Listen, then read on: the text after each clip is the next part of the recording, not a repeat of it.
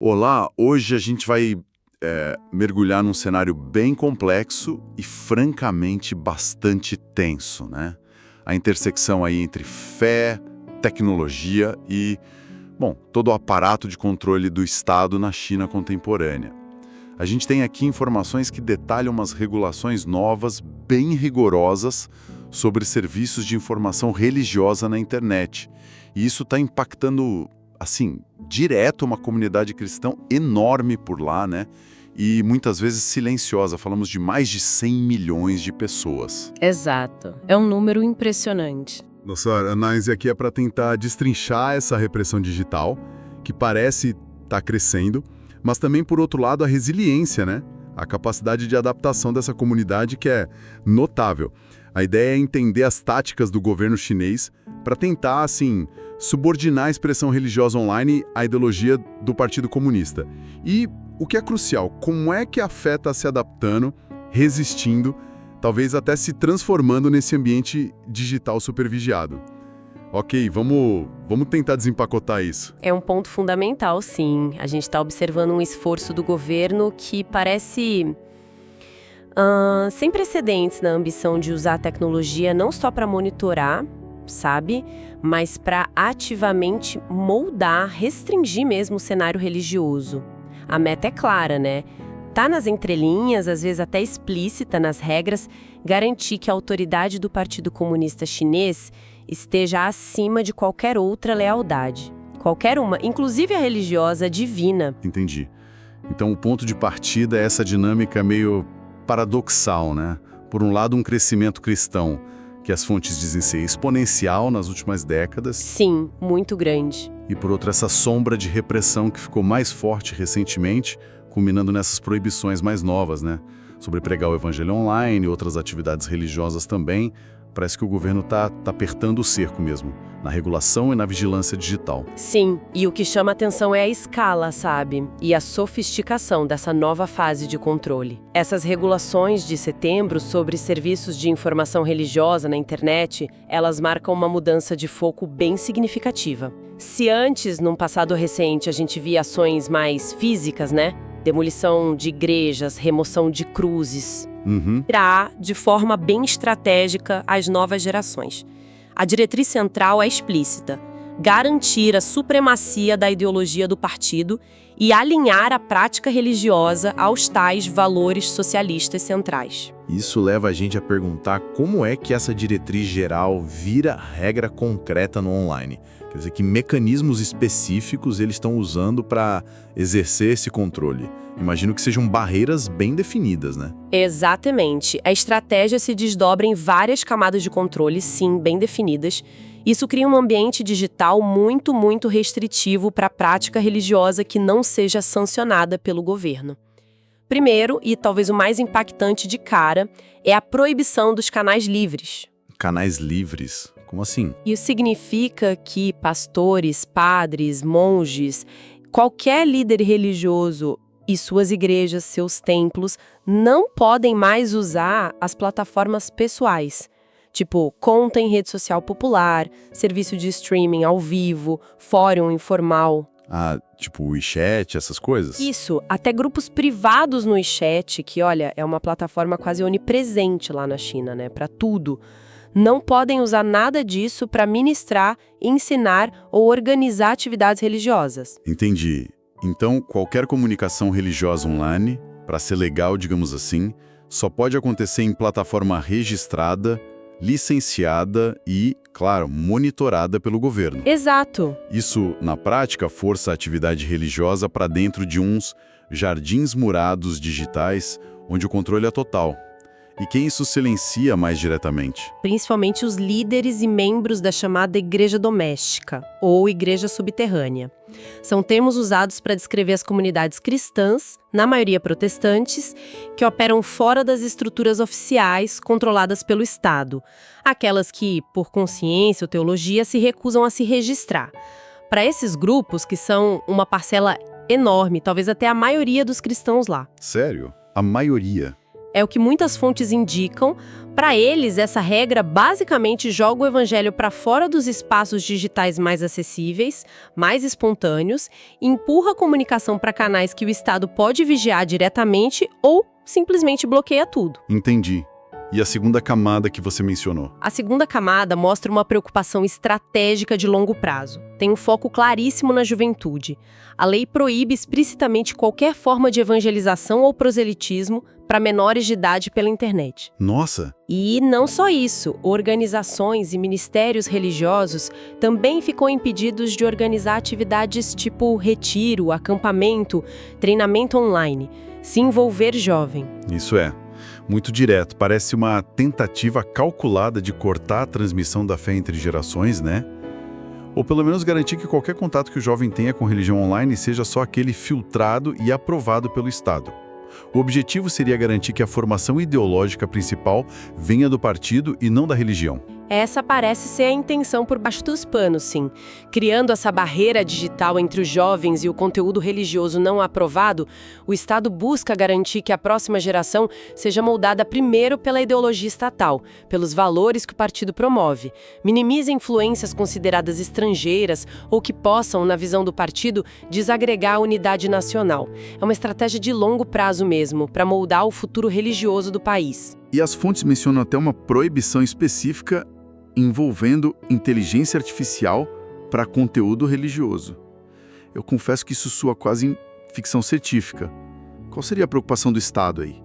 Sim, essa parte é particularmente reveladora do nível de apreensão do Estado com as novas tecnologias. É o terceiro ponto. O governo proibiu explicitamente o uso de inteligência artificial para produzir ou disseminar conteúdo religioso online. Mas por quê? Isso vai além de controlar o conteúdo feito por humanos. Sugere um medo mais profundo. O medo de uma forma de evangelização, de ensino, de engajamento religioso que seja autônoma, que possa escalar massivamente e, crucialmente, que possa operar de maneiras que talvez escapem dos métodos tradicionais de censura, da vigilância humana. Então, a preocupação não é só com o conteúdo em si, mas com a própria tecnologia como um agente potencialmente autônomo na esfera religiosa. A ideia de que um algoritmo pudesse, sei lá, pregar, criar comunidades, adaptar mensagens dinamicamente, talvez driblando a censura. Exatamente isso. Pensa no potencial da IA para gerar texto, imagem, vídeo, talvez até interação personalizada em chatbot, tudo muito rápido, adaptável e em grande escala. Isso poderia, teoricamente, ser usado para contornar bloqueio de palavra-chave, criar novas formas de engajamento religioso difíceis de detectar, ou simplesmente inundar o espaço digital com mensagem religiosa de um jeito que seria um desafio para os sensores acompanharem em tempo real. Faz sentido. Uma preocupação com a escala e a adaptabilidade da IA. Sim, a proibição indica uma antecipação de uma ameaça tecnológica. Mostra que o Estado não vê a tecnologia só como ferramenta de controle para ele, mas também como um potencial multiplicador de força para grupos que ele quer conter. Levanta questões importantes sobre como o Estado percebe a autonomia tecnológica e o impacto possível disso na esfera ideológica, religiosa. Entendi. E o último ponto que você ia mencionar sobre as regras? Ah, sim. Por fim, e talvez o ponto que mais deixa clara essa busca por subordinação ideológica, é a regra da lealdade absoluta. Lealdade absoluta. Líderes religiosos e organizações que conseguem a licença para operar online, eles não estão só sujeitos à restrição de conteúdo, eles são obrigados a promover ativamente as teorias e políticas do Partido Comunista Chinês, a educação patriótica, os tais valores socialistas, qualquer conteúdo que critique o governo, o partido, o sistema socialista, estritamente proibido. Nossa, isso vai muito além de só regular conteúdo. Parece uma tentativa de cooptar ativamente a liderança religiosa licenciada, transformar em porta-voz da agenda do partido. O objetivo não seria coexistência pacífica, mas subserviência total da expressão religiosa online aos ditames políticos. Essa interpretação se alinha totalmente com o texto e o espírito das regulações. O objetivo parece ser não só confinar a fé a um espaço privado e vigiado, mas garantir que, mesmo onde ela é permitida online, ela sirva aos propósitos do Estado. A meta geral parece ser desconectar o sagrado do social de qualquer forma que possa desafiar a narrativa oficial. Garantir que a religião não ofereça uma visão de mundo ou lealdades alternativas às do partido. É aqui que a história fica realmente intrigante. Diante desse cenário de controle digital tão abrangente, quase totalitário no online, como é que a comunidade cristã, especialmente os grupos não registrados, a tal igreja subterrânea, está respondendo? A resposta é o silêncio, o desaparecimento do espaço digital?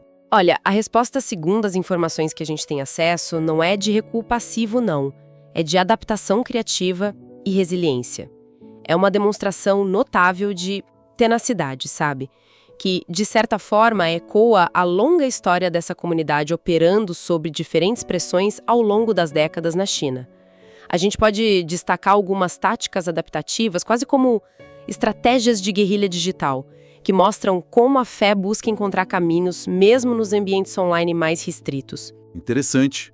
Então, em vez de desaparecer, a comunicação religiosa talvez mude de forma, fique mais sutil, mais codificada. Como é que isso funciona na prática? Há de código por trás do culto. Com a proibição da pregação, do ensino aberto nas plataformas populares não licenciadas, a comunicação sobre fé vira necessariamente mais cifrada, mais discreta. Líderes e membros passam a usar linguagens codificadas, símbolos, referências internas que só a comunidade entende, para compartilhar ensinamento, encorajamento, organizar encontros online ou offline. Pode dar um exemplo? Como seria essa comunicação codificada? Fico curioso. As fontes descrevem táticas como usar imagens que parecem inócuas. Sabe, uma paisagem, uma flor, uma cena do dia a dia. Mas talvez o nome do arquivo da imagem, ou um número sutil na legenda, ou até a hora que a imagem é postada, corresponde a um capítulo e versículo específico da Bíblia. Ou a um salmo, um hino, conhecido pela comunidade. Outra tática pode ser usar acrônimo, neologismo, palavra substituta para termo religioso comum que poderia ser pego pelo filtro da censura. Entendi. O Ministério Digital não some, ele vira. Criptografado por necessidade, muito mais pessoal, baseado em confiança, menos detectável pela vigilância automatizada em massa. É uma comunicação que exige mais intenção, mais conhecimento compartilhado, né? Fascinante. Uma espécie de amizade digital, né? Onde o significado está escondido ali, à vista de todos, menos para quem não tem a chave. E quanto à proibição do ensino online, principalmente para os jovens, como eles contornam essa barreira que parece tão fundamental para a continuidade da fé nas próximas gerações? Essa restrição leva a uma segunda tática adaptativa, que reforça uma prática que já existia, mas agora com uma urgência renovada: o Evangelho da Memória. Evangelho da Memória. Sim. Com o cerco digital se fechando sobre o ensino religioso formal online e a proibição da participação de menores, há um retorno, uma intensificação de uma prática tradicional e historicamente poderosa em tempos de perseguição: memorizar as escrituras. A memorização como ferramenta de resistência. Precisamente. Muitas comunidades cristãs na China, especialmente as com histórico de operar sob restrição, já tinham o hábito de memorizar trechos longos da Bíblia, salmos, hinos, ensinamentos fundamentais. Agora, essa prática virá ainda mais crucial. O Estado pode bloquear um site, banir um aplicativo, monitorar uma transmissão ao vivo, mas não pode acessar ou apagar a palavra que está gravada na mente e no coração das pessoas.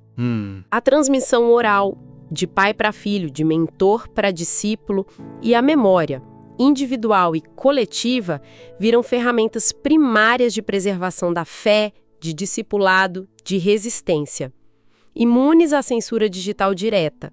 É a internalização da fé como defesa contra o controle externo. É uma resposta profundamente humana, antiga até, para a vigilância tecnológica moderna.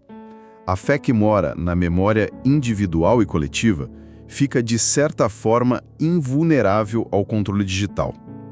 E qual seria a terceira forma de adaptação de resiliência mencionada nas fontes? É uma abordagem que a gente poderia chamar de infiltração da integridade, Ou talvez, usando uma metáfora mais visual, o evangelismo da Ponte de Ouro. As regulações proíbem explicitamente que clérigos ou religiosos usem a identidade religiosa para atrair seguidor online e também barram atividades que podem ser vistas como envolvimento estrangeiro ou proselitismo não autorizado. Isso cria um paradoxo interessante. Um paradoxo? Em que sentido? No sentido de que, ao proibir a autopromoção religiosa explícita e o proselitismo direto online, nas plataformas não licenciadas, claro, as regras, talvez sem querer, forçam os cristãos a focar na única esfera que o Estado tem muito mais dificuldade em regulamentar ou controlar totalmente: a autenticidade pessoal, a ética no trabalho, o testemunho silencioso da vida cotidiana. Explica melhor essa ideia de evangelismo da Ponte de Ouro ou infiltração da integridade. Como a conduta pessoal vira forma de testemunho nesse contexto? Olha, se a pregação explícita online é proibida ou muito restrita, a forma mais eficaz e talvez a única permitida implicitamente de compartilhar a fé ou de atrair outros para ela, se torna a demonstração prática dos seus valores. Isso significa viver de acordo com os princípios éticos da fé no trabalho, demonstrar integridade nos negócios, praticar honestidade, mostrar compaixão, cuidado genuíno com o vizinho, colega, manter a unidade familiar, contribuir positivamente para a comunidade local. Entendi. O exemplo arrasta. Exato. O sermão passa a ser a própria vida do crente. O crescimento da igreja nesse contexto dependeria menos de campanhas online e mais do reflexo direto da conduta, do caráter dos membros. A fé se espalharia de forma mais orgânica, interpessoal, silenciosa, mas potencialmente muito poderosa, operando abaixo do radar da vigilância digital, que foca no conteúdo explícito. É uma influência baseada na atração, não na promoção. Então, analisando o quadro geral, o próprio esforço massivo e tecnologicamente sofisticado do governo chinês para controlar a expressão da fé no digital acaba, de certa forma, por sublinhar o quão dinâmica, influente e talvez até preocupante para o Estado essa fé estava se tornando online. A intensidade da repressão seria um reflexo da vitalidade percebida. Essa é uma conclusão que muitos analistas sugerem, sim, com base nas informações disponíveis.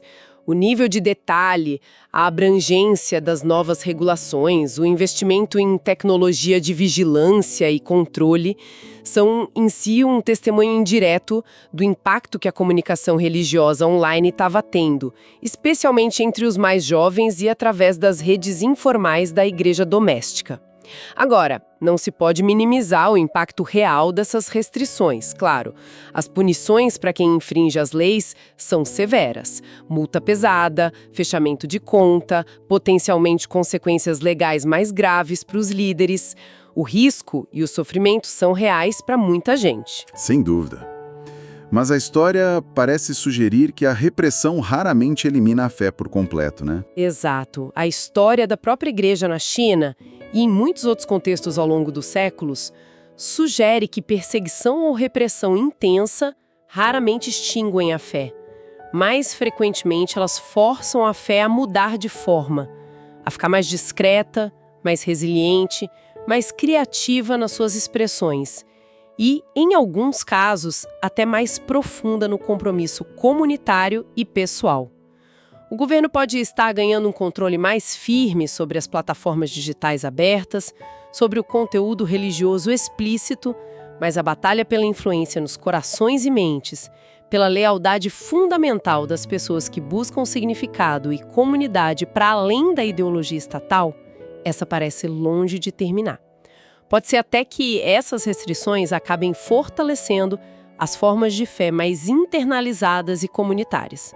Em suma, o governo chinês demonstra uma capacidade crescente de legislar sobre plataforma digital, proibir conteúdo explícito, monitorar comunicação aberta. No entanto, encontra limites, talvez intransponíveis, ao tentar controlar a comunicação cifrada que ocorre de coração para coração, a memória individual e coletiva que preserva tradições, escrituras e o testemunho silencioso da integridade pessoal que atrai pela autenticidade.